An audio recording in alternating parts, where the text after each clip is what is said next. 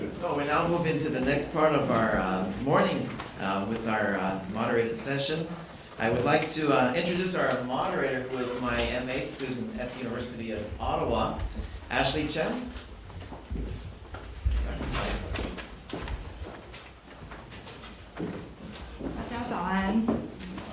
Good morning, everyone. Thank you for coming to this panel to explore more possibilities of the relations between Canada and Taiwan. It is my pleasure today to be your moderator, and it will be my honor to introduce the two other guests of this panel. First, we have Mr. Jonathan Berkshire Miller. He is a senior fellow of the Asian Forum Japan and holds concurrent senior fellowships with the Japan Institute of International Affairs, the East-West Institute, and is a distinguished fellow with the Asia Pacific Foundation of Canada. He formerly served in the Canada Public Service and now regularly writes about East Asian security matters. He's over there. And next up we have here is Mr. David Kilgore, and I have a whole paragraph here, but he's asked me to shorten it down. So what I have is he was nominated in 2010 for the Nobel Peace Prize for his book Bloody Harvest, that's written on China, written with David Mattis.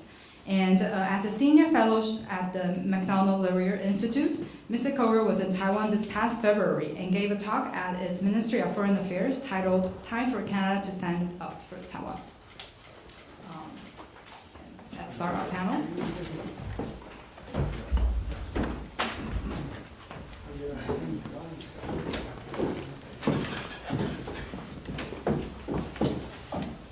And before we start the whole panel, we would like to ask the two guests that have not spoken to give some introductory thoughts. Well, thank you. It's hard to follow Jean-Michel and Scott, who are authoritative experts on Taiwan. But let me try. I want to, first take a little hinge off of what Jean-Michel mentioned about the Why Ottawa.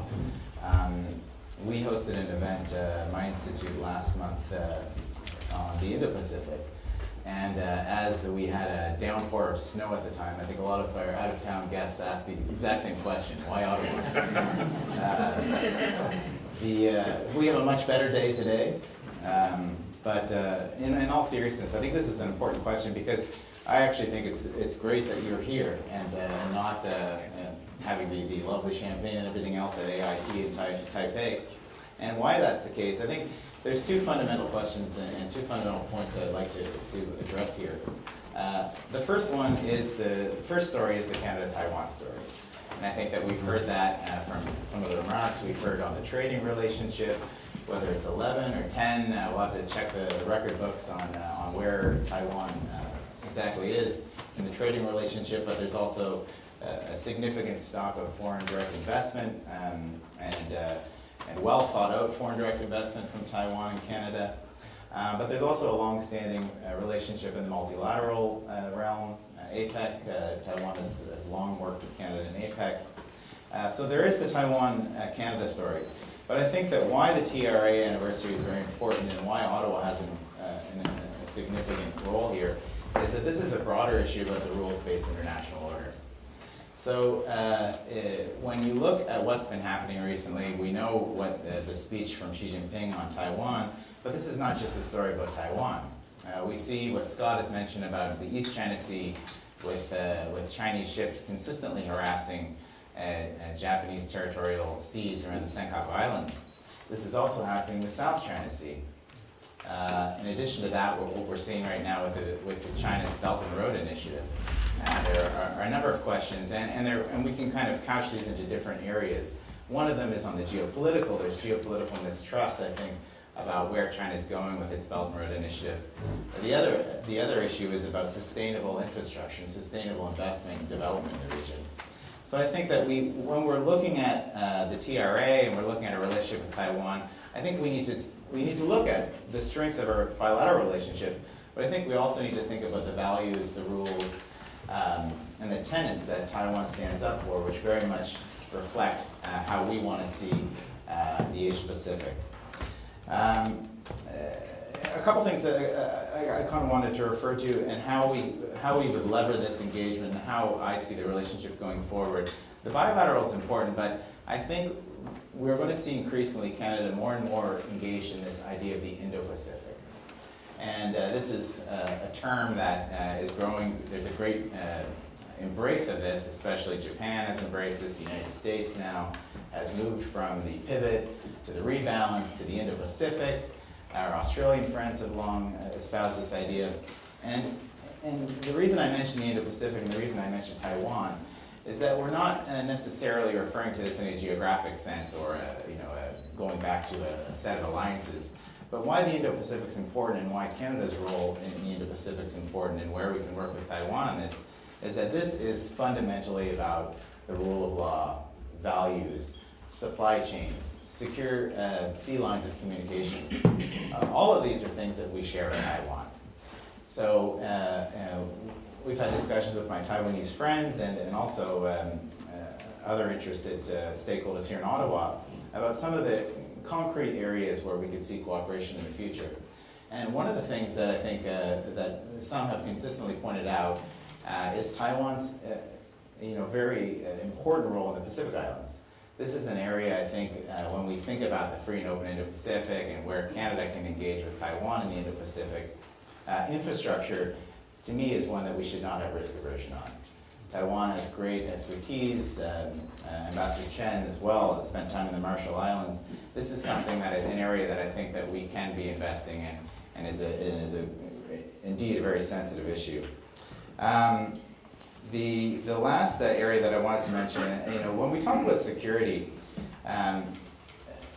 there are creative ways to kind of work on security with Taiwan. And I think that if we look at some of the core issues that we are going to have challenges with Canada, what is our own national security interests, and where do those kind of overlap with Taiwan? One of those that I think that is very important, we referenced a little bit about the election that's coming up in Taiwan, but we have an election coming up as well. And if you see what happened with the United States election in 2016, the integrity of elections is a critical point. We hope that both elections go off with a lack of interference and a lack of whether it's fake news or disinformation. But this is a critical area that like-minded democracies need to be sharing more and more information on. So this is an area that I think that Canada would be wise to solicit the Council of Taiwan and others on this critical issue. I'm really excited to open this up and really have a lot of your questions in it. And I don't want to take the space from my distinguished colleague to the left of me, so I'll give it up for now, but look forward to the discussion. Thank you.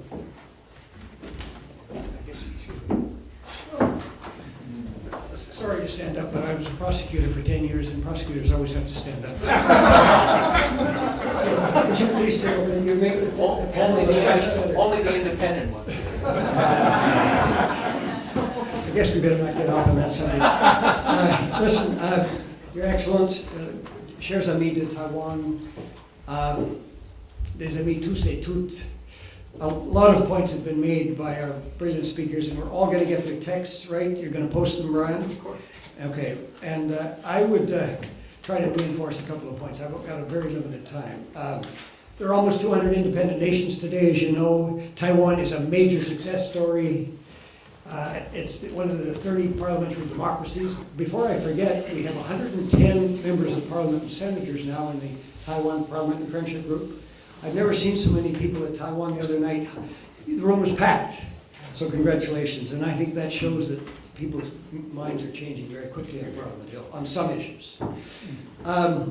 Okay, you've got excellent education, you've heard this, high standard of living, and you became an Asian tiger decades ago because of the rule of law, because of values, because of all kinds of reasons. And I wanted to stress that that you've lost a lot of jobs in Taiwan, as Canada has, and I'll get to that in a moment. Reporters Without Borders lists Taiwan as in 42nd place in the 2018 World Press Freedom Index. Guess where its neighbor comes? 176th place. I will skip most of this. Taiwan is a governance model for what many nations, including China, can and should aspire to become. A multi-party democracy, cherishing freedom of speech, religion, and respect equality for all of its citizens. Currently a female elected president. A recent letter from Douglas Chang, is he here today by any chance? I don't think he is. He's the president of the Taiwanese Canadian Association, was titled, "Taiwan is not part of China."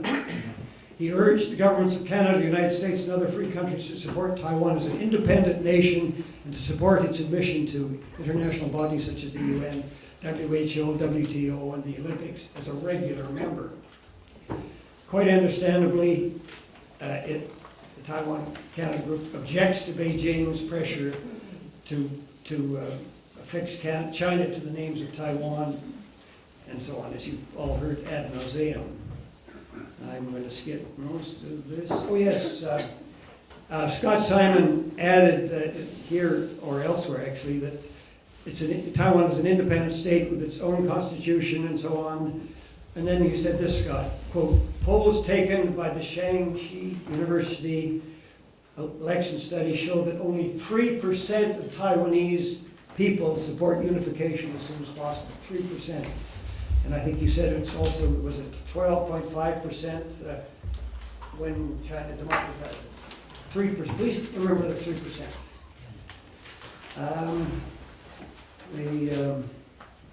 A word about China, the neighbor, if I may.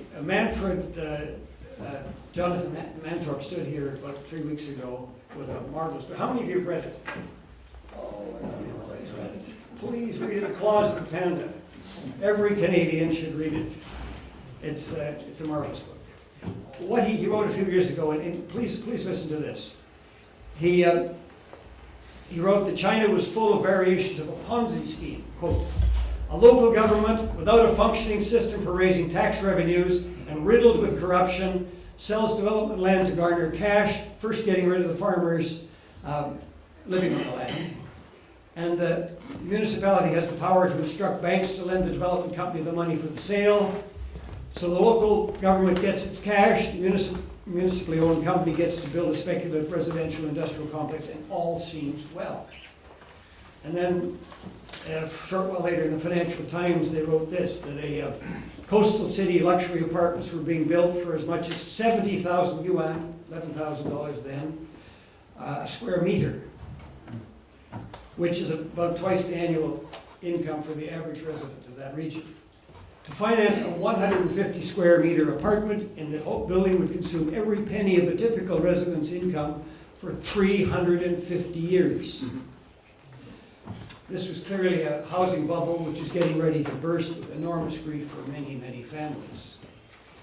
Oh yes, 2 academics in the States, I dare not mention Peter Navarro's name, but I will, and Greg Autry, have reminded us that the U.S. lost an estimated 54,000 factories and more than 20 million manufacturing jobs, mostly to China over recent decades. I hope somebody has the figures for Canada and for Taiwan. How many similar factors have been lost here and in Taiwan? Now, finally, in conclusion, sort of, Taiwan and its values are similar to those of Canada, as we've heard, I think, from every speaker today. And it seems that Xi Jinping is taking a giant leap backwards, and that all of us have to stand with our friends in Taiwan, and we have to stand firmly with a firm backbone in dealing with the party state from Beijing. Thank you.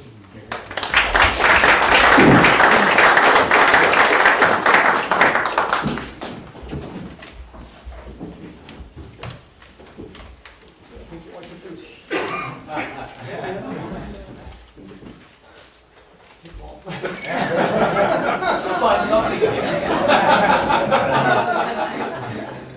So to start with our panel, we have several questions here, and we'll go by one, and then the panelists will be free to discuss among themselves. So the first one that we have here is, what can Canada learn from our allies in the U.S., Japan, and the EU on how to balance relations with both China and Taiwan? Anyone? It's free to start.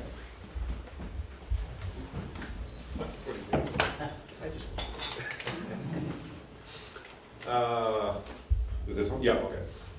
What can Taiwan learn from? What can Canada learn from? Yeah.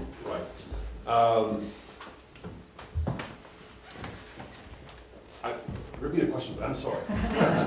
What can Canada learn from our allies in the US, Japan, and the EU on how to balance relations with both China and Taiwan? Right. Okay. Well, I mean, it's a bit unfair to say that Canada ought to be as daring as the United States, for example, in how it engages Taiwan and China. I mean, we mustn't lose sight of the fact that the United States is a superpower. Canada isn't. As I said in my comments, we're a middle power, and that makes our lives a little bit more difficult when we're trying to establish our own path, if you will, in these relations. That being said, what I find encouraging right now is that we're seeing a growing constellation of countries, large powers like obviously the United States, but also Japan, increasingly India, Australia, New Zealand are also in the middle power category. The European Union is a combination of countries, but it is quite significant in terms of its impact internationally. We're seeing this constellation of like-minded countries gradually starting to engage Taiwan more on different fronts. Considering FTAs with Taiwan, having bilateral or multilateral talks on cyber, on disinformation, on influence operations, crime fighting, disease control, you name it. When this happens, I see opportunities for countries like Canada, because it's going to be easier for Canada to engage Taiwan as part of a multilateral exercise than doing so bilaterally. And we know, I think that was me, it's more survivable if Canada is, what am I doing, is a member of a coalition, and it's a lot more difficult for China as well to,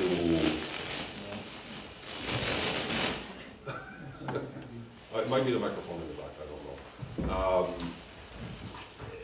If it's bilateral, China will always find weak points in our societies, and it's going to be very difficult to have the kind of, my mic died, okay. Okay, doesn't seem to be working. Okay, here we are. So I think lessons for Canada, I would say, observe what other countries are doing with Taiwan right now. See the trends, which countries are working together on issues. As I said earlier, GCTF, GEC are going to be interesting forums for these countries. And certainly United States and Taiwan are amenable to other countries tapping into that exercise as well. Whether it's part of GCTF or emulates GCTF formula remains to be seen, but there's every indication that these two countries are quite open to input and participation by other countries like Canada. Scott? Oh, sorry, I don't know if I'm thinking this away from Jonathan because he works in Japan. But I think that one thing that's very important actually is to upgrade our relationship with Japan as well. And Japan is very proactively looking for a strategic partnership with Canada.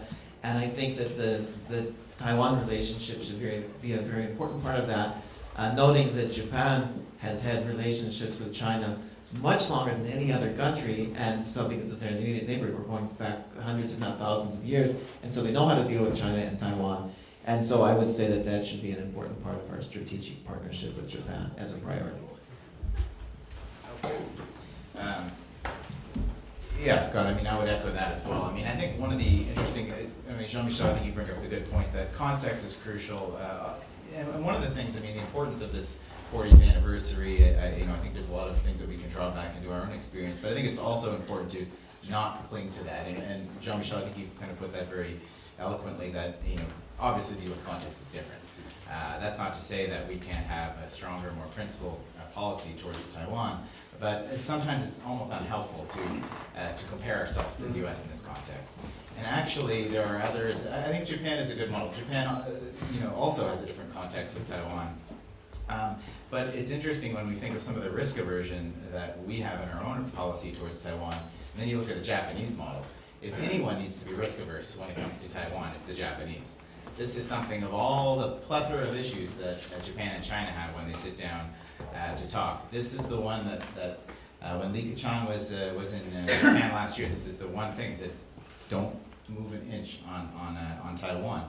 And just to give you one anecdote, just how sensitive this is, one of the institute that I work with, which is an independent think tank based in Tokyo, its funding largely comes from the foreign ministry, which happens in many parts of Asia. But it's an independent think tank.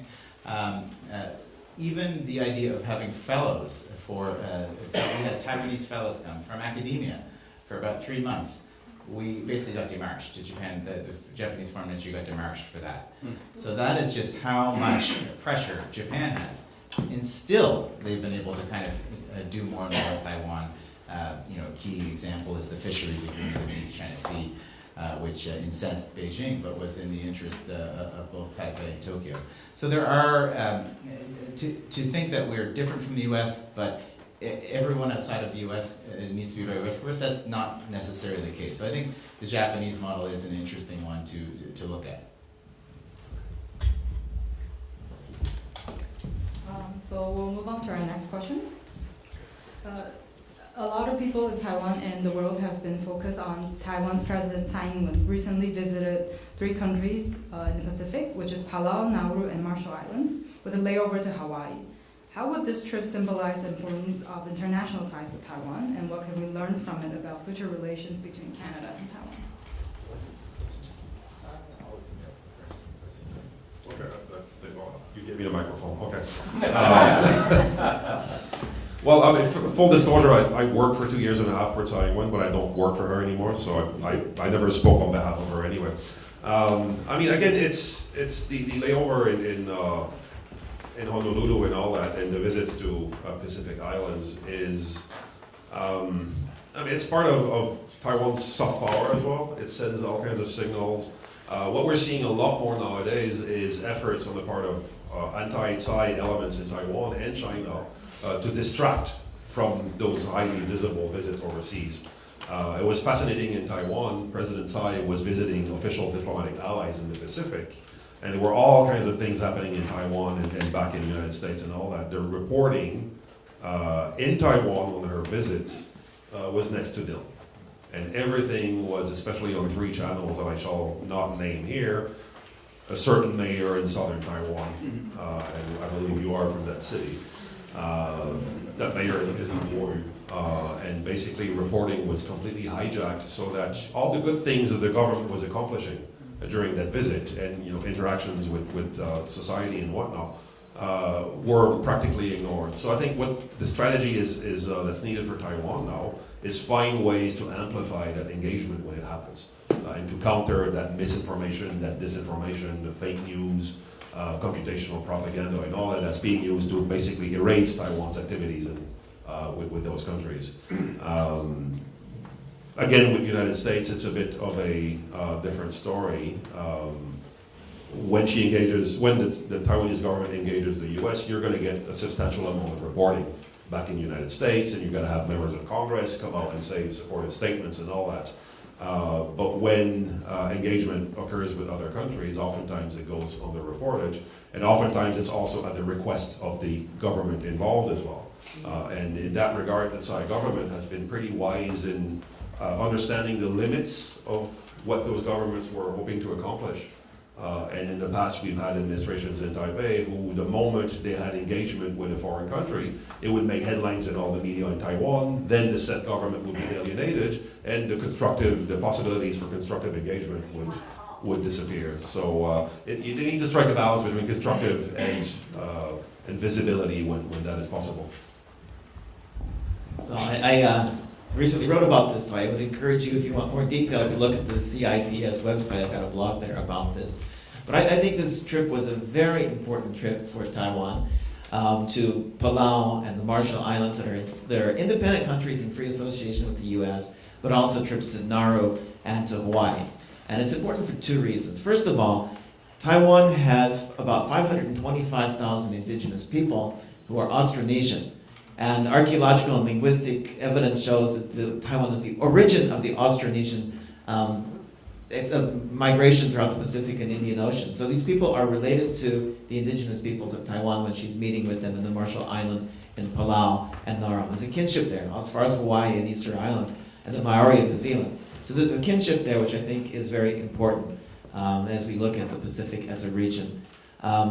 And secondly, I think that a very important thing happened in Nauru, which, while Tsai Ing-wen was there, made a big change in their policy, and they have decided to abandon the so-called One China principle entirely, and that they would like to open up the door to having dual relations with both Taiwan and China, recognizing Taiwan as an independent nation. Maybe that Nauru concept is something that can travel around the world as well someday. I certainly hope so. So, I think those are two important things to take from that Pacific trip. Making an official stopover in Hawaii was probably also important because she met with high-level Americans there too, and she may have in the Marshall Islands. So that's some important things about that trip. You keep the mic. Just a quick, not much left to be said, but no, I would agree with that, and I think that, I mean, touching back to something that I mentioned during the remarks about the Pacific Islands and how crucial they are, and that's an area of potential collaboration when it comes to infrastructure building. I think this is a forgotten area sometimes when we're thinking about the region, and as I mentioned, a lot of countries are talking about this free and open Indo-Pacific now. The Pacific Islands are crucial to this, and Taiwan has invested finances, diplomatic capital in this for years. So why this trip is important, I think it re-emphasizes this, but also I think it's important because the picking off of allies that's been happening, Taiwan's diplomatic allies, especially over the past few years, that has been a breaking of essentially a truce on this. So I think this highlights that again, the fact that what's been happening in Africa and elsewhere is unacceptable. And China can't have its own policy saying, well, this trip is provocative for this, this, and that. The layover is provocative, when they're also changing the status quo when it comes to the slicing off of Taiwan's diplomatic friends. So I think that kind of just highlighting that fact. I see it from the different light. I think that those in Beijing will see this as, wide side in Hawaii. But I think it's an important one for other states to remember what's happening right now, and how crucial it is to maintain Taiwan's diplomatic relationships. The Vatican being one of the key ones that I think. If I can follow up very briefly on that, maybe it's a good thing to upgrade our relationships with those Pacific Islands as well, and let them know that we're upgrading because we support their policy on Taiwan. I think that would encourage that and keep more countries in with Taiwan.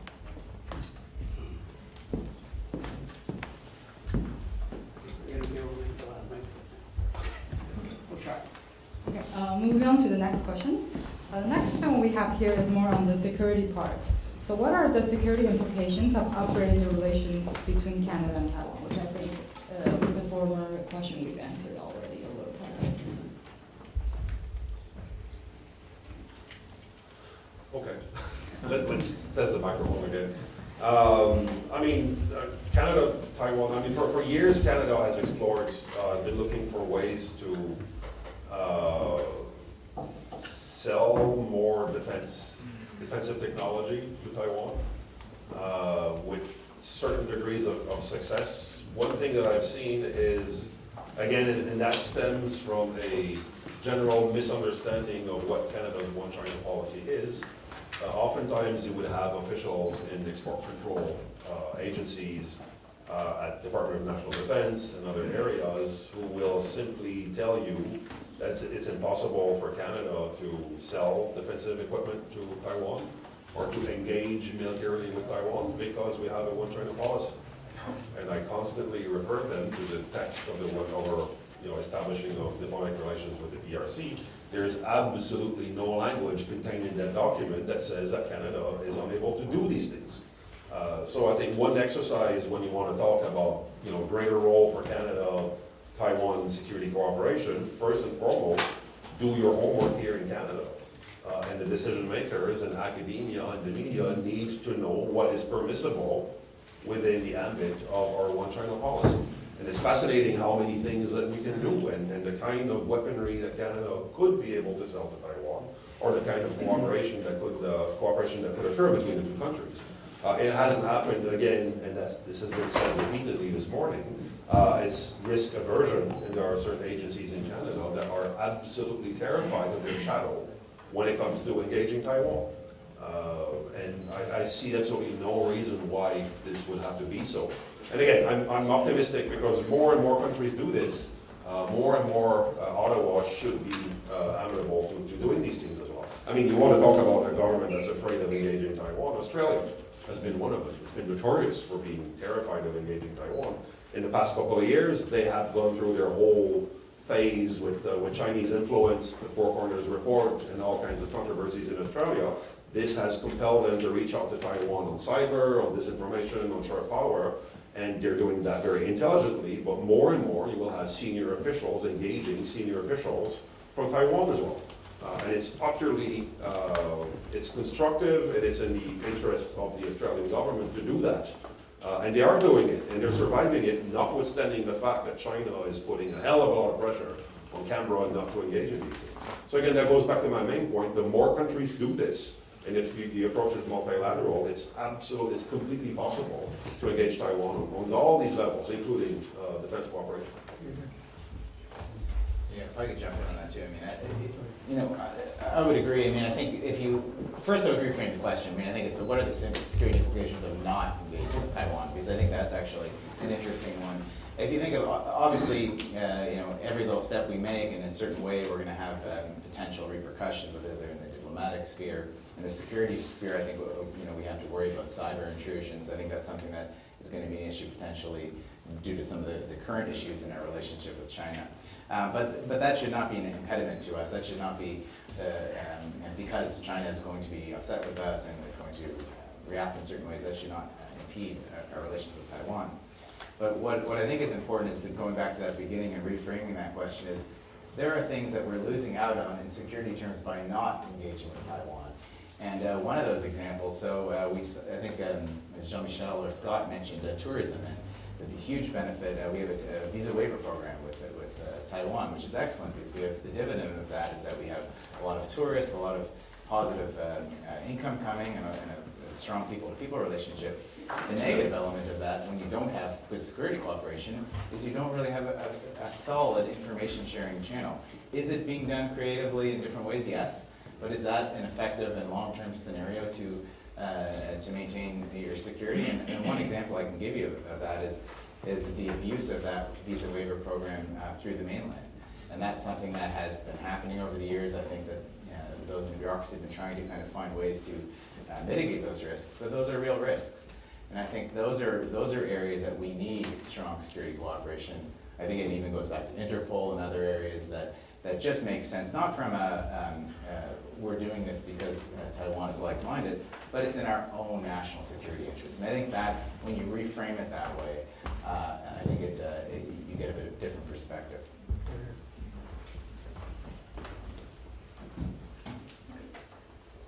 No more comments? Okay. We're moving on to our next question, which is something that I'm sure all the Taiwanese in this room will be very interested to hear. So Taiwan is holding our presidential and legislative elections next year in January 2020. With the possibility of either the KMT or the DPP winning, how can we, as in Canada, deal with both parties in Taiwan and their visions of the future?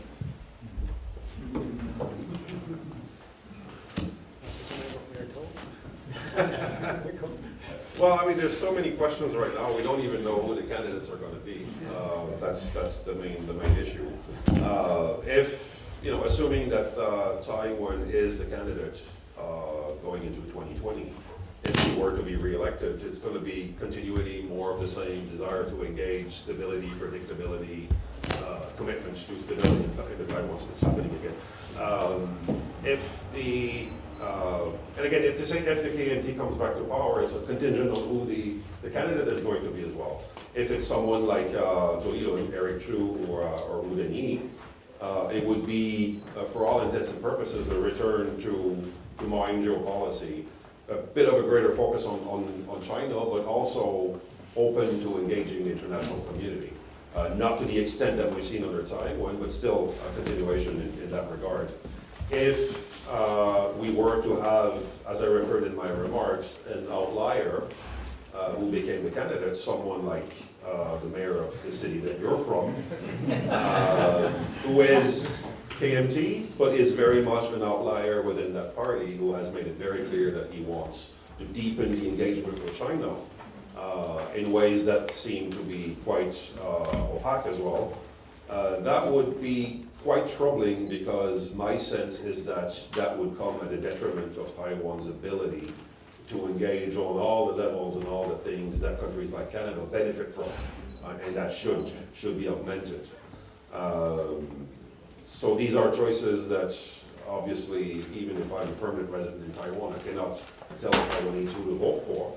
But that as an interested observer, I can see, and someone who deals a lot with foreign diplomats and foreign governments, I think it's in Taiwan's every interest to elect leaders who are committed to deepening Taiwan's interactions internationally. And whether other candidates would be as committed to doing that, I'm quite skeptical. Even the other option in the DPP, former Tainan Mayor William Lai, does not have the kind of international experience that Tsai Ing-wen does. So what the impact would be on the style of government and their willingness to engage internationally remains to be seen. And they need to find ways to reassure international partners as well that their engagement with Taiwan will be constructive and not damaging to their relationship with China. So a lot of questions. So I thank you, Michael. I think we've pretty much gone through all the candidates quite well there. But yeah, we left out one. Just tell me, why don't you deal with him? But I think the important thing is to recognize that with all the flaws that we have, and like we're looking at the U.S. elections next year too, and they have all their candidates, some are looking more internationally oriented than others. But I think it's the same with Taiwan. So I think the first thing is to congratulate Taiwan and to be with Taiwan because they have a democratic election.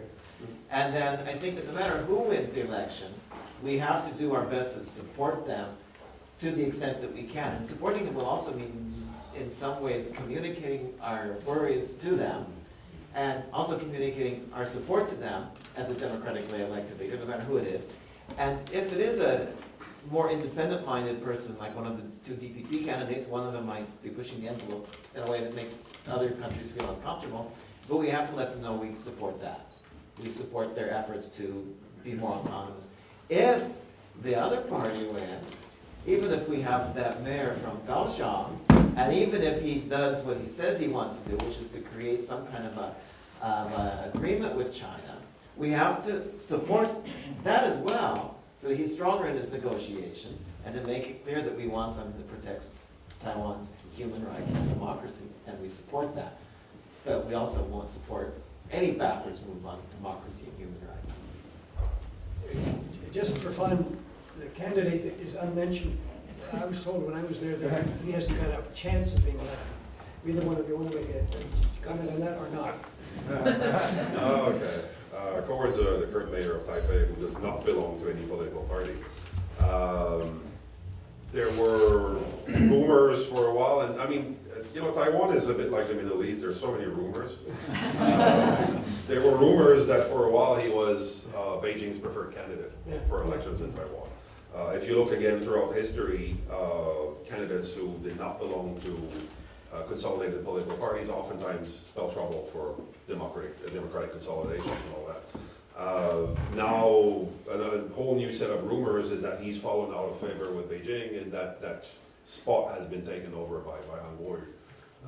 Again, all of this remains to be seen. What I can tell you for a fact as well, going back to the points you were making, I was at the National Intelligence Council meeting in one of those weird buildings in Virginia back in January, involving a bunch of three-lettered agencies. And they made it quite clear that they have preferences, but of course the US government is not going to come out and say this and interfere in Taiwan's democratic processes. But independent, unknown candidates like Cohen's were, let's just put it that way, not necessarily at the top of their list of preference in the United States. So I think we've already started seeing this as well. I mean, this is all in the context of TRA-40, but the United States is still signaling its preferences by emphasizing certain key achievements in recent years and pushing for further engagement in coming months as well. So, I mean, we can all interpret this the way we want, but I don't think that the United States is going to go out of its way to suggest that kind of engagement with someone like Lawrence or even Laurier for that matter. But it's a fine line. You don't want the United States. We have to respect, you know, the choices of Taiwanese voters. And if they see that it's advantageous for them to get closer to China, which has been tried in the past and did not necessarily work, we have to respect that and then work within that context as well. That's all I'm going to say about that. He's not going to say anything. No, I've already said what I had to say. That brings us to our final question for the panel before we open up for Q&A. So the final question we have here is, what kind of Canadian legislation is needed to enhance our relations with Taiwan? Open up for discussion. You're looking at me, David. Well, I agree, unfortunately, that the United States could probably have a Taiwan Relations Act, whereas we probably can't, or a similar act. It would have to be substantially different. I see you're both nodding your heads. Is that a nod or is that a? It's an all, it's okay. Are you nodding or? I'm just being. Agnostic. I'm hoping we can get to the floor very quickly, so we can hear wiser thoughts on that subject. So, It's a very courageous answer. Oh, we did have the Taiwan Affairs Act that was proposed in 2003, and by member Carmen Jim Abbott, and so that was there on the table at one time, and it didn't go through because Parliament fell and so forth. But you know, I think that we do need some kind of a legislation to enable the kind of relations that people in the government would like to have with Taiwan. And you know, one thing that seriously concerns me is that several times in the past, and the most recent one was last fall, somebody working at GAC told me they received an email saying they're not permitted to go to some Taiwan event at Chateau Laurier. And I don't think that in a democratic country that should be happening. And so I think that we need to have some kind of a legislation which permits contacts at all levels. And if low-level officials at GAC are afraid to show up at Chateau Laurier if it's a problem, but all the way up to the top, we need to have some legislation that permits contacts. Because if we're not having contact and conversation and communication, there's really not much we can do. yeah, and I would just add kind of, the legislation is challenging in a lot of ways, but I think the interpretation of policy is kind of what you're getting at. I think that's an important element. And not to pat ourselves on the back, but civil society is very important in this too. And why I mentioned in my institute in Japan, you know, what we conduct track 2s, track 1.5s. These are kind of creative ways that even on those elements are something that has been kind of, there's been pressure and the risk aversion has kind of led in when it comes to Taiwan. Those are things I think that we can be creative without actually, you know, having an active parliament. That's something that interpretive-wise with, it'll take a bit of courage, I think, from Global Affairs and others, but this is something that can be done within the context of our own current policy. It just is how we kind of interpret it and how much we're willing to kind of invest in that. So there are ways, I mean, that's just one element through civil society, but there are ways that we kind of can interpret and implement our relationship that I don't think require the laborious efforts through Parliament and also the megaphone that we're going to get in response from that. This is why Scott and I have to put on this event, because nobody in government is going to do it. That's right. Flora. I think before we open up the panel for Q&A, I think there were some photographs that you want to be taken. Or no, that's after. Oh, That's that's, good. okay. All right, if there's any questions, this will be the time.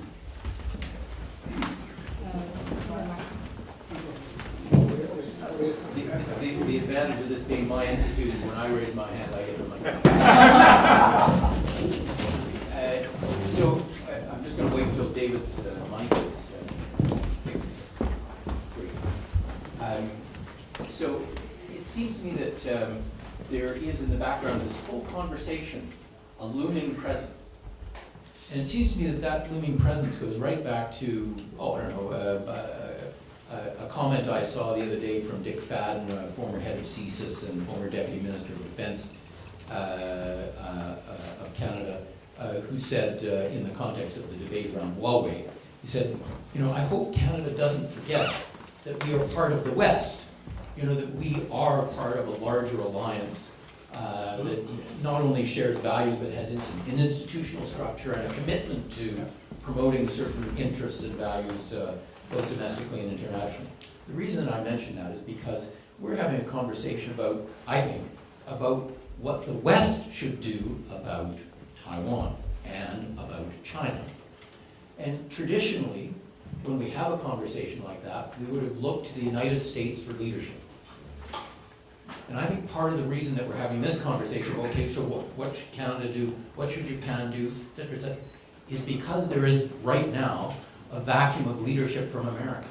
America is turned rather inwards and is, I think, living through an era which comes and goes from time to time in the United States, in which they're rather suspicious of international entanglement. Prefer to deal with people bilaterally rather than multilaterally. So my question is, should we also be having a conversation about what Japan and Canada and others can do to get America to re-engage?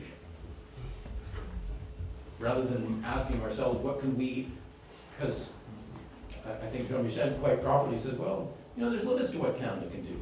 Yes, but then as an international alliance led by the United States, the limits are very different. So, what about the relationship with the United States? Well, if I may jump in, it's, the U.S. government is not, the U.S. in general is not a monolithic entity to begin with. From many of my interactions with U.S. officials, they would disagree with what you just said, but for reasons that may not be immediately apparent. Donald Trump has a number of priorities, which tend to be very much inward looking, and you're absolutely right in his policy preferences. That being said, all the areas that he's not paying attention to, officials have had the ability to do a lot more than they did under, someone who was a lot more controlling, like Obama, for example, in his administration. So when it comes to Taiwan, when it comes to the region, DOD, State Department, and others have told me repeatedly, we can actually do a lot more now, not because the man in the White House is telling us to do it, but because he's not paying attention. So we get a win-win. And this has created a strategic opportunity, not only for Taiwan, which has wisely grabbed that opportunity, but still carefully, but other countries as well, like Canada, like Japan, like Australia, like India, you name it, to explore areas of collaboration with Taiwan, which at the multilateral level, that just a few years ago would have been inconceivable. And all of this also occurs in the larger context of the whole of government reassessment in Washington, D.C. of American engagement with China. And that started very much in the second term of the Obama administration, where there was this almost universal recognition in Washington, D.C. that, okay, for years we gave to China. Where did it land us? Crisis in South China Sea, crisis in East China Sea, crackdown on Taiwan, concentration camps in Xinjiang. Obviously that policy has failed, and it failed miserably. And now you're seeing a whole, even State Department, which was the toughest nut to crack when it came to engaging Taiwan. Now the tone has changed quite dramatically. And that gives me reason for optimism, because it tells us it transcends the Donald Trump phenomenon.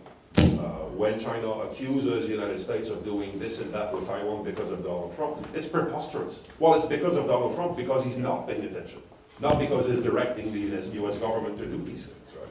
So I think I would be worried if you had a new American president that went back to the old way of doing things, i.e. Like first Obama administration, where they were a lot more risk averse and all that, right? So I think for Canada, we need to figure out how to use that opening as well that is created by inattention on the part of President Trump, and the willingness of governments to step in as well.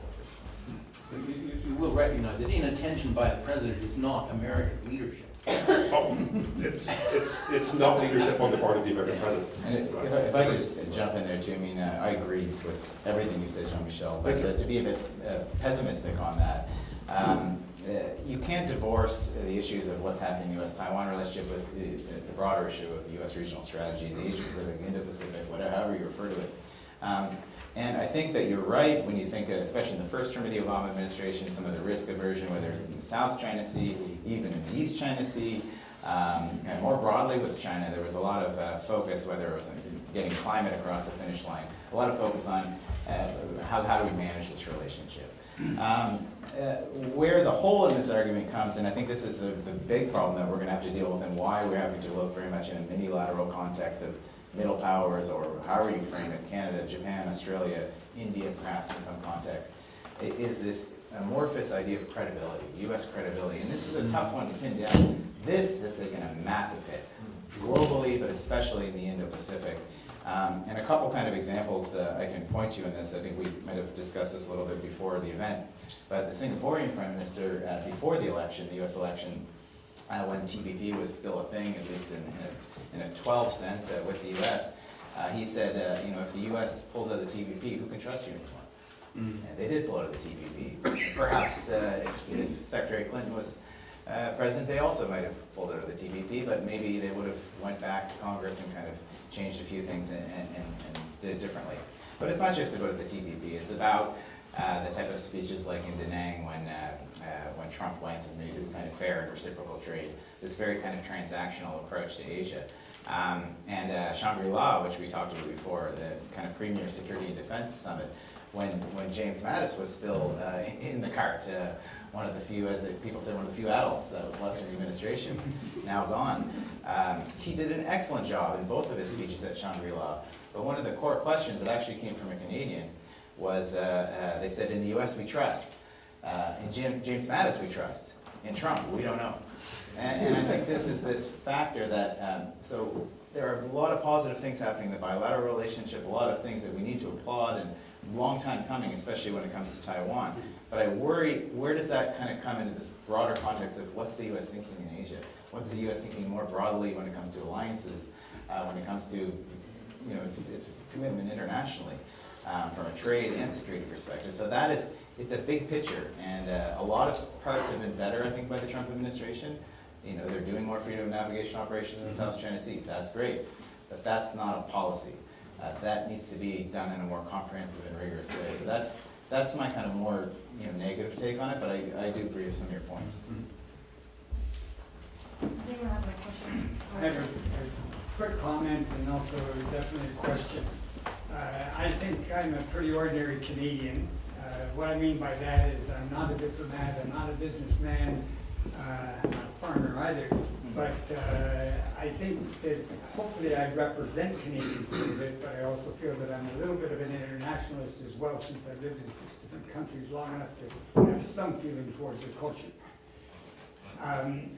My comment is that Taiwan, as you may or may not know, I shouldn't be looking at the panel, but many of the audience may not know, because I'm sure you do. Taiwan has got a very strong law against organ tourism. And that law is directed against China, because arguably China is involved with medical genocide. Okay, so that's my comment, and as I say, it's a very strong law against Taiwanese going to China to get an organ, which they did in large numbers before the law. Canada, in 2 weeks, hopefully will have a similar law, because it's at the end of its course in our own House of Parliament. And we'll have a similar law preventing Canadians from going to mainland China and partaking in what one can refer to honestly as medical genocide. My question, as a, I think hopefully an honest and non-game playing, if I were a diplomat or a businessman, not playing games, how can we, as Canadians, engage in normal diplomatic relationships with a country that was described by at least 3 of you, including Brian, a country that has not got rule of law, practices medical genocide, arguably, has 1 million Uyghurs in prison with no cause, and we can expect to have a normal diplomatic relationship with a country like that? I mean, I guess, I gotta admit that Chamberlain tried to do that in 1939. And you saw where that went. And this is what I'm fearful of, is that it's going the same direction. They have not invaded Poland yet. I'm sorry, they haven't invaded Taiwan yet. But, when they do, what are we going to do? And that's really what my question is, with a little bit of passion. And as I say, if China were a small country, you know exactly how we'd approach it. We'd have nothing to do with it. And maybe that's not possible today, but doing something with them, we're not gonna win, because you do not win against a nation that is authoritative with a supreme dictator. We will never win. All you can, at the best, have a stalemate and try and ignore each other. That's my opinion. Dr. Barber is not exactly an amateur on this subject, by the way. He's also the Ironman. He won the Ironman competition for his age as he has, and he bicycles all winter. How many of you biked all winter? This guy does. I'm sorry. No, Anyway, I couldn't agree more with what you said, and I hope these guys will take it up. Which one of you is going to take it up? I'll be very quick on that, but I mean, I think obviously there need to be somewhat pragmatic, but I think I agree with some of your points, and really what's needed is a very clear, crystal clear, sober look at the relationship. So what sometimes is confounding and not helpful is when we just think of China as a country in Asia and large market economy, we have to take advantage. Of course we do. There's no choice when it comes to engaging China. We need to engage with China, but we need to do it with our eyes wide open, mitigate the risks, and know exactly what we're dealing with. So I think having a very sober, frank look at that, and values are important, and I think values are sometimes tied to interests, but sometimes where we err, I think, is thinking that this is essentially a values problem with China. This is also an interest problem with China. It's when you're talking about 5G infrastructure, some of the clearly what's happening to unfortunately some of the Canadian citizens, some of who are friends of us on the panel. This is our interests. This is not necessarily only a values question. So I think we need to be very clear when looking at that relationship of thinking in both of those streams. I think we have to be careful, because China has made it very clear that they not only claim Taiwan, which is 23 million people and 35,000 square kilometers, they also claim part of Japan. They claim part of India. It's often put as a border dispute, but actually they're claiming a part of India, which is about the size of Montana and about the same population. And so these are very serious issues that has to be stopped. China is a danger. Yeah, very briefly, I would add as well that, as you said, as we engage China, we need to be much better educated on the actual state of the Chinese economy as well.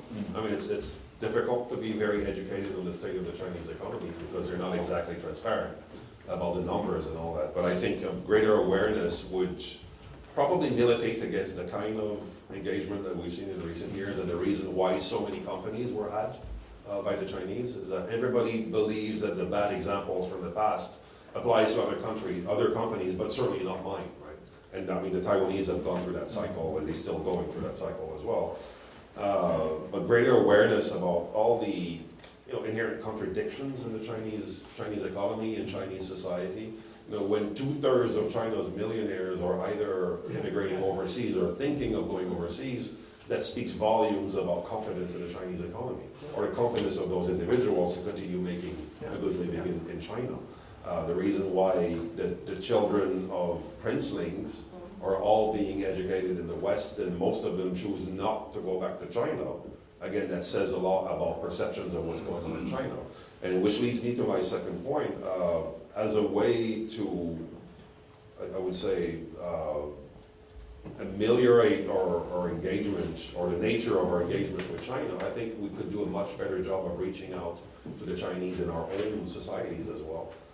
Learn from them, try to understand the reasons why they felt compelled to leave China to begin with, and to make them sure, as we combat sharp power and disinformation and cyber and all that, that we're not targeting these individuals, but only certain organizations.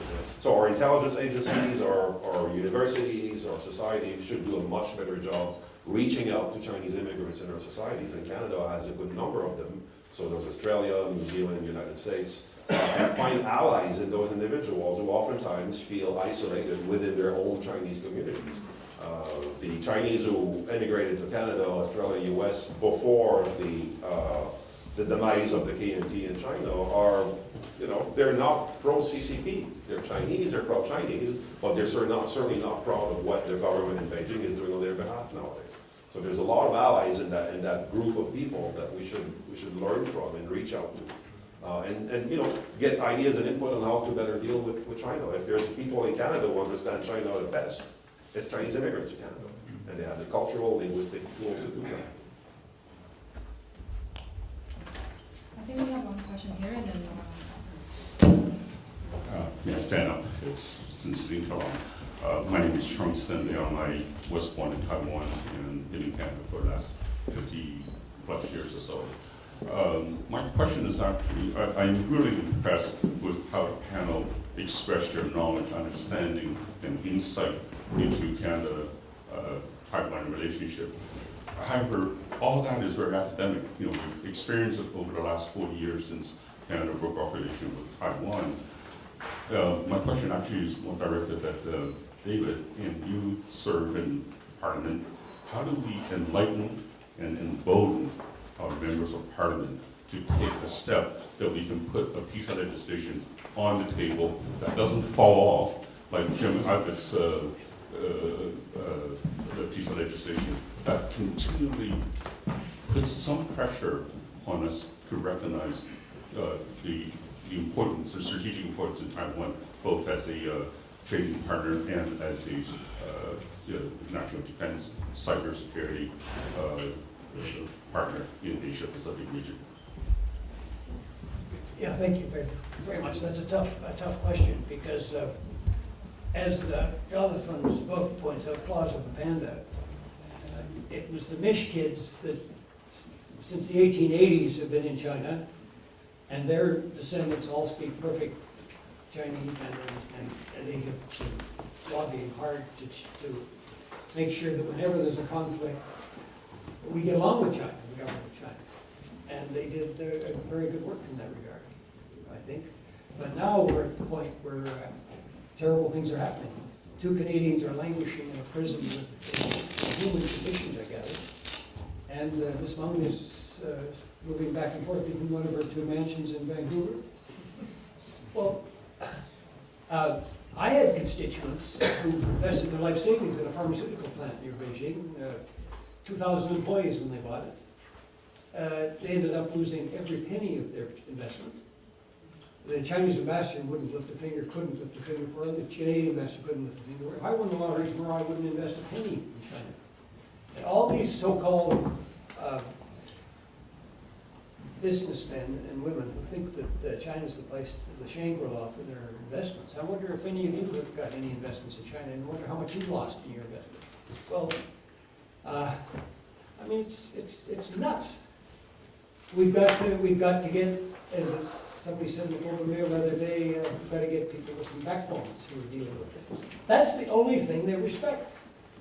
The people who don't play games with them and say we're going to, oh, please be nice to us. We've got it, and I think the government in place now has shown a bit more backbone after a long, long time, and they're starting to show more, and we maybe should thank this month for that. I'm sure you'll get 3 different other views here. Well, I would say it has to become an election issue for the government to really pay attention to it. If the government feels that it can't get away with ignoring what's going on, it's not going to do much to change its policies. If there is substantial demand or sufficient demand from within society to deal accordingly with China, and I think Beijing is doing us a huge favor nowadays by kidnapping Canadian Michaels. I'm also not going back to China. not even Hong Kong. But the whole Hmong Huawei controversy has really is starting to shift the narrative and perceptions in China, in Canada, of China as well. So I think it's it's the role of our media to report more on what's going on in China, the good and the bad. But nowadays there's a lot of bad, and these are issues that are important to us and to the world we live in. And the more such reporting that we're getting, people like Nathan van der Clip, based in Beijing, he's a Globe and Mail bureau chief, has been doing very, very good reporting. He traveled to Xinjiang. I'm actually surprised they haven't kicked him out yet. And I won't be surprised if one day he calls me and he says, Michael, I'm coming to Taiwan because I lost my visa. It's possible. But what I've also heard is reporters in Canada wanting to report on Chinese interference and influence operations here, telling me My editors are not really interested in that kind of investigative journalism, and when we publish something, we get like 1,000 hits. And unfortunately, I mean, I've worked in the media most of my adult life. Increasingly, media organizations are obsessed with bloody KPIs.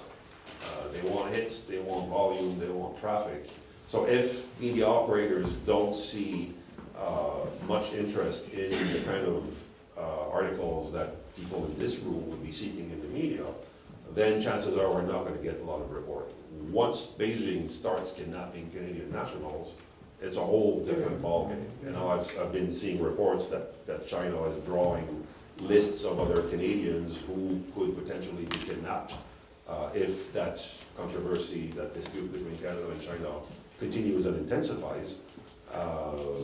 It's going to be very difficult for people not to pay attention when the potential next Canadian to be kidnapped may or may not be your cousin or your son or your daughter or your father. And I think, again, we oftentimes say in Taiwan, never underestimate the ability of the Chinese to shoot itself in the foot. And now it seems to be aiming a little bit higher than the foot as well. And for those of us who are trying to, you know, expose or educate people on the risks of closer engagement with China, we could not possibly ask for better opportunities to do so. And I mean, in my own line of work, I mean, for years I tried to sell articles about Taiwan and China in Canadian media, and other than my friend David here when he was an Ottawa citizen, I struck out. Nobody was interested, especially in articles about Taiwan. Now, again, it's changing, and I'm getting calls from Canadian media. They want me to give interviews, they want me to write articles. Al Jazeera, let's focus on the Middle East. They actually called me at 4 in the morning when I was finally falling asleep last night. And they want, you know, they want to talk about Chinese threats against Taiwan. So it's changing as well. And I find that quite encouraging. And what I like to think is that eventually that will translate into legislation and motions in Parliament. If I could just add on the detentions too, I would agree with what you mentioned, but I think that this was a strategic mistake from the Chinese perspective. But obviously, you could think of it in chess terms as almost brilliant, the perfect type of person to take. But why it's been a strategic mistake? Number one, we've been here before. The Garretts who were detained on the border close to North Korea, we know this experience, we know the playbook, we know that this is the way that the Chinese do their business. But number two, you know, Michael's somebody I know as well, so I'm, you know, personally saddened by his detention. But it's not that Michael is any different or better than the other Michael or the Garretts, but the reason why this is a mistake is that he has an assembly of friends, whether it's in the media, in the think tank community. What we're seeing now in Washington, I don't know how many, close to 100 of the most premier think tank individuals from Council on Foreign Relations, American Enterprise Institute, a number from across the spectrum, liberal, conservative, have come out and essentially said that this is egregious, and many of them are actually discontinuing their engagement and work with China because of this. So this is a big, the reputational costs are huge here. Is that going to change the calculus? We don't know, but I think they're starting to realize that the costs being imposed upon them, in particular from these detentions, I think is something that is adding up. Who in the room has ever heard of an individual called Hussein Selil? Yes. We have at least 3. Canadian Uyghur who was kidnapped in Uzbekistan in 2008 and then was sent to Chinese prison. That did not generate, to my knowledge, much discussion in Canadian media or society. The poor man is still in prison today, has not been able to get visits from family members and all that. And he had the handicap of, and I'm sorry to say this, but he wasn't Caucasian. Mm-hmm. And countries like Canada and the United States, if they start kidnapping people who look like us, it's going to generate a lot more backlash within society. It should not be like that. But I remember writing a piece on Hussein Selil, and they had zero interest because the poor man had the wrong skin tone. Right? It's unfortunate. It says a lot about our own societies. But China, again, miscalculated, and now it's starting to kidnap people who look like them. So we'll see where that leads. I think some of the questions on there.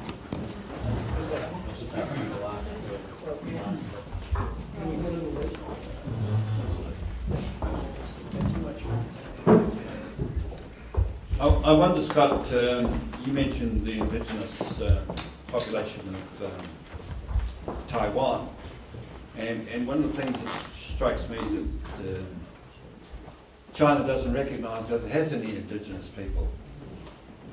And I think, I'm concerned as a Maori from New Zealand, and I'm being told that we look as though we came from Taiwan, and we have associations there.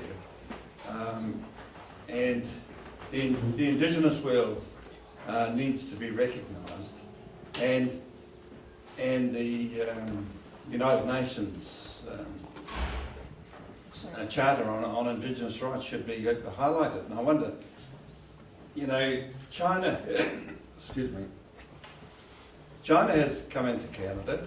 It's certainly gone into New Zealand, brought big chunks of land and building, so suddenly we become dependent on China.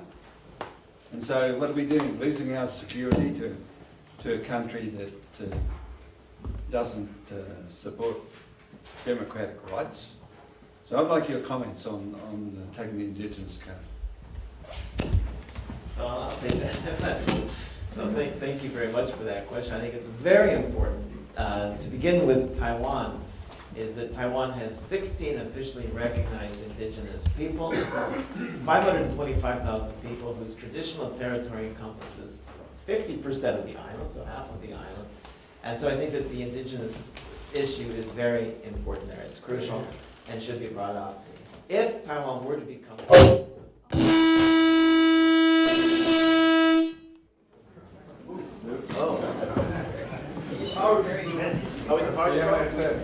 You have our attention. Okay.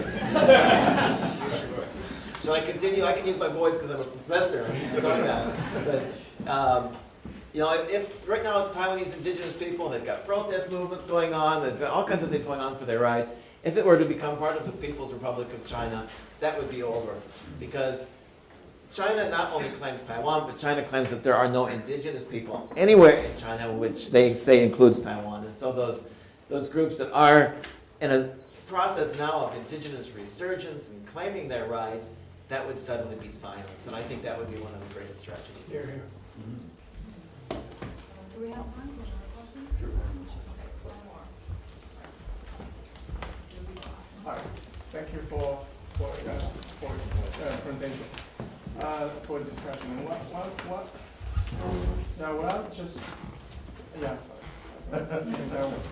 And I just want to ask one question. So, as you guys know that the economic factor has been the most important factor, whether it's the academic research shows that the decline of the liberal democracy these years, or China's use economic leverage to interfere the Taiwan politics and public opinion, or the Hanguo phenomenon last year. So how possible do you think the Canadian central government should push to take the leadership to push the TPP or free trade agreement with Taiwan? That doesn't need the U.S. help because the U.S. has withdrawn, right? So how possible do you think the Liberal government or the potential Conservative government in the future can push that agenda? Well, Thank you. Absolutely agree with you. We should be pushing that very That's a hard. real engaging and embracing. Absolutely, 100%. There's a couple more hands up. Let's have a couple more questions, please. No, he shouldn't be. Is there more questions? Over there? You need more? I don't think, are the mics working still? Yeah, I'm afraid there's no mic. that's okay. Thank you very much. It's a tremendous conversation. It's an ongoing conversation. I just returned myself from 5 weeks in the first visit to Taiwan. I'm quite familiar with China and other parts of the world. I was there to visit my son, who was one of many thousands of Canadians who's there teaching English, and he's very integrated to Taiwan society and feels very free and welcome in Taiwan. And I'll bring it back to the theme, Canada embracing Taiwan. To me, the subject, it's a bit a combination of a never-ending chess game and ballroom dancing. Mm-hmm. I mean, this room here 130 years ago would have had ballroom dances. And there wasn't much human flesh to be seen, moreover, if you came back. I mean, the people had pretty well everything, and they had fans, and it was all kind of flirtatious behavior, and that was all for the good. And I think that this kind of subject right now, it is dancing around the ballroom floor. Don't upset the big whales in the room. And there's a difference between overtly embracing and covertly embracing. In fact, I think the most effective is the discreet, authentic, more person to person, and building a long-term relationship. My suggestion and plea really here is what Canada can do with Taiwan. I think Canada can help itself and can help Taiwan to work on that issue of the First Nations, of our joint nations. I think what I find most challenging in Taiwan is the definition of identity and of nationhood, and even the search for a unifying, coherent narrative. It's a lot of traffic. But most recently, the 28th of February, which is a national holiday, it took them 40 years to recognize it. That really is the birthplace at the beginning of Taiwan. In conclusion, what I would be in favor of is something like up there on Parliament Hill. We're spending more than $1 billion rearranging the furniture, but we can't even rearrange the monuments. We don't have a monument for Louis Riel, for example. We don't have a monument for the First Nations. I mean, it's unexcusable. So it's a question of the ballroom dance floor, it's choreography. They should all be there, and they should be together in unison. And I've listened to the people as well from Taiwan who came here a few months ago working on the very subject of building monuments. And I think that's it, sending the message the First Nations are the first people who were there, and the Dutch, and the Portuguese, and the Spanish, and the Chinese, and the Japanese. They're all visitors. Is there a question? Yeah. That's the question, is how can we build memory and nationhood? I think that was more of an intervention. Yes. I'm from Manitoba too. I couldn't agree more with you about Louis Riel. Can we get a woman to ask a question, please? There was a question over here. Well, that's how we haven't had a woman asking a question yet. Susan, let Susan ask a question. Okay, can I have the mic, please? I think they're up. You're back. Yeah, I want to ask the panel, what's your opinion of, I'm a journalist, by the way. I'm a freelance journalist. My name is Susan Cora. I would like to ask the panel if there's any way that Canadians or Canada can help Taiwanese journalists who are barred from the UN premises, which they shouldn't be, and in other form. Do you have any suggestions? I don't know if it's even legally possible, but I would say countries would grant temporary citizenship to Taiwanese journalists. You enter the building, or you find, I've never tried the experiment, but I have a Canadian passport. I have worked for Taiwanese media over the years. I assume it would be possible for someone like me to enter a UN building and do reporting. Again, so Taiwan could tap into its large expatriate community and then ask them to conduct. I mean, it's not an ideal situation. In my view, Taiwanese ROC passport holders should be able to enter UN premises. It's preposterous that they're unable to do so. But maybe it's possible. Government, we're going to lend you citizenship for a week, and you go to Geneva and you do your reporting. And then, so U.S. government is going to say, "How dare you not recognize your passport?" I'm thinking outside the box here. It would be an interesting experiment. I think Maybe Canada can do that. Do we have time for all these questions? Yeah, I think we don't really. Why don't we have a vote? Why don't we have a vote to see how many people would like more questions? Please raise their hands. Yes. Okay. How many people would like to end the meeting now? It's called democracy. My hand is the one that counts.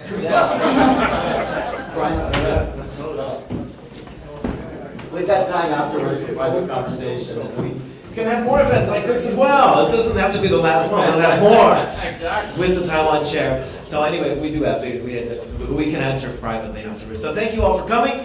And thank you for putting this together, for hosting this, and Ryan. Thank you, everybody, for our contributions. Michael came all the way from Taiwan. So thank you. Chi Miigwech. Merci beaucoup.